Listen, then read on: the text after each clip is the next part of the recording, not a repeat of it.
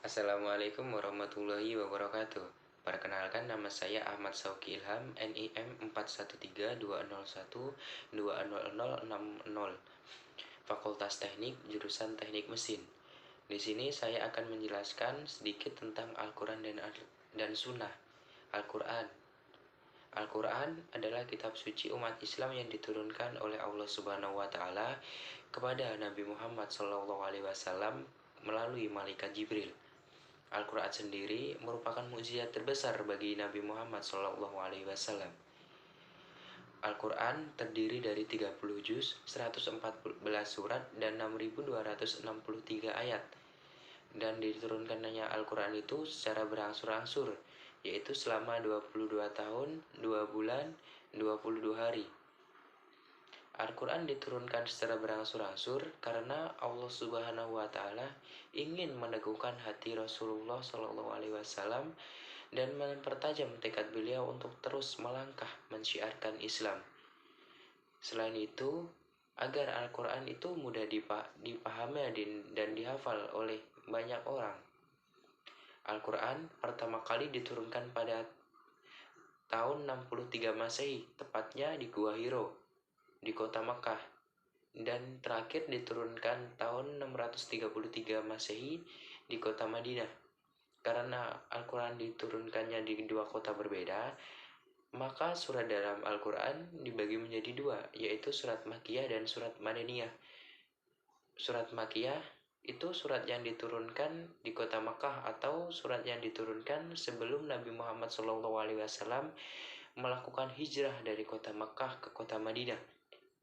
Sedangkan surat Madinah yaitu surat yang diturunkan Allah Subhanahu wa Ta'ala di kota Madinah, atau surat yang diturunkan setelah Nabi Muhammad SAW melakukan hijrah dari kota Mekah ke kota Madinah. Al-Quran diturunkan sebagai petunjuk bagi manusia menuju kebahagiaan mereka di dunia dan di akhirat, sebagai penjelas ajaran-ajaran dan hukum-hukum syariat Islam untuk kebaikan manusia di saat hidup maupun mati, sebagai pemisah antara yang hak dan yang batil, antara kebaikan dan kejahatan, antara kebahagiaan dan kesengsaraan, dan antara petunjuk dan kesehatan. Al-Quran merupakan kitab yang universal, karena Al-Quran sebagai kitab penyempurna dari kitab-kitab sebelumnya. Al-Quran tidak mempunyai masa berlaku, tak seperti dengan kitab Allah Subhanahu wa Ta'ala sebelumnya. Maka dari itu, Al-Quran menjadi pedoman hidup hingga akhir zaman.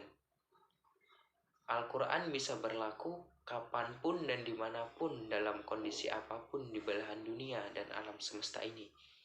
Karena Al-Quran memiliki isi yang mencakup seluruh aspek kehidupan manusia, mulai dari ibadah sampai kepada persoalan muamalah. Kedua, sunnah.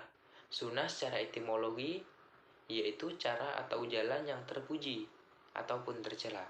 Secara terminologi, al-sunnah adalah, menurut Profesor Dr. Suparman Usman, al-sunnah adalah perkataan, perbuatan, penetapan, qauliyah, fi'liyah, dan tahririyah Nabi Muhammad SAW, merupakan penjelas atau bayan terhadap Al-Quran. Menurut Imam Subki dalam kitab Matan Jami al-Jawani, sebagaimana dikutip oleh Romli S.A., al-sunnah adalah segala perbuatan, perkataan, dan ketetapan Nabi Muhammad SAW.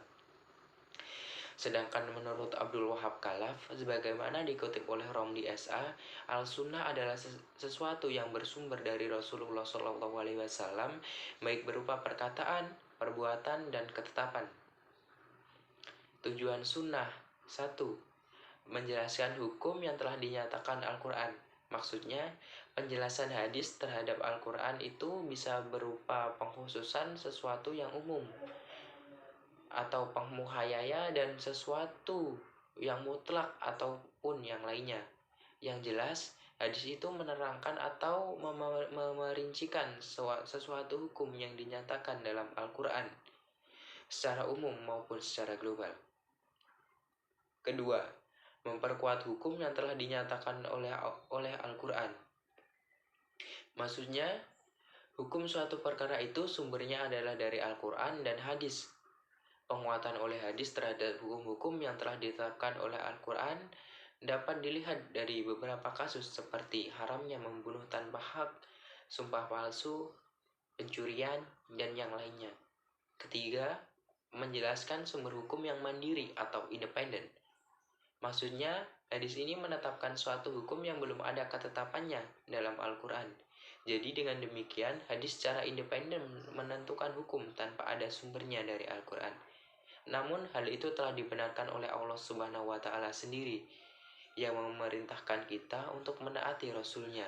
Dan Allah sendiri pun telah menyatakan bahwa barang siapa yang menaati Rasul-Nya berarti telah mentaatinya. Sunnah terbagi menjadi tiga atau memiliki tiga jenis, diantaranya sunnah kauliyah, sunnah fi'liyah, dan sunnah tahririyah. Sunnah kauliyah yaitu hadis-hadis yang diucapkan langsung oleh Nabi Muhammad SAW dalam berbagai kesempatan terhadap berbagai masalah, dan yang kemudian dinukil oleh para sahabat dan bentuknya yang utuh seperti apa yang diucapkan oleh Nabi Muhammad SAW tersebut. Sunnah fi'liyah yaitu hadis-hadis yang berkaitan dengan perkataan dan ataupun perbuatan yang dilakukan oleh Nabi Muhammad SAW yang dilihat dan diketahui oleh para sahabat kemudian disampaikan kepada orang lain. Yang ketiga, sunnah tahririyah yaitu perbuatan atau ucapan para sahabat yang dilakukan di hadapan atau sepengetahuan Rasulullah SAW, tetapi beliau mendiamkannya dan tidak menolaknya. Sikap diam Rasulullah tersebut dianggap sebagai persetujuan oleh para sahabat. Dari pemaparan materi tentang Al-Quran dan Sunnah dapat ditarik kesimpulan bahwa Al-Quran dan As-Sunnah memiliki keterkaitan antara satu sama lainnya. Keduanya saling berkesinambungan satu sama lain, yaitu di mana Al-Sunnah melengkapi hukum yang ada di Al-Quran dan memperkuat hukum yang ada di Al-Quran. Namun Al-Sunnah tersebut tetap bersumber dari Al-Quran. Pengamalan akan Al-Quran dan Sunnah sangat diperlukan oleh seluruh manusia yang ada di muka bumi ini, terutama bagi masyarakat muslim, di mana dengan kita mengamalkan Al-Quran dan Sunnah, insya Allah senantiasa kita akan mendapatkan kebahagiaan baik di dunia maupun di akhirat. Hati kita akan menjadi tentram, damai, dan sejahtera. Apalagi pengamalan Al-Quran dan Sunnah itu diamalkan di bulan-bulan suci seperti ini, contohnya di bulan Ramadan, maka kita akan mendapatkan ganjaran lebih dari pengamalan tersebut.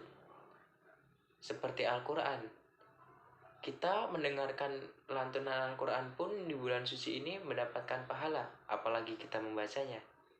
Jadi, yuk mari-mari kita senantiasa mengamalkan Al-Quran dan Sunnah dalam kehidupan kita, supaya hidup kita lebih tentram dan kita mendapatkan kebahagiaan di dunia dan di akhirat nantinya, insya Allah. Sekian penjelasan tentang Al-Quran dan Sunnah dari saya. Kurang lebihnya mohon maaf. Wassalamualaikum warahmatullahi wabarakatuh.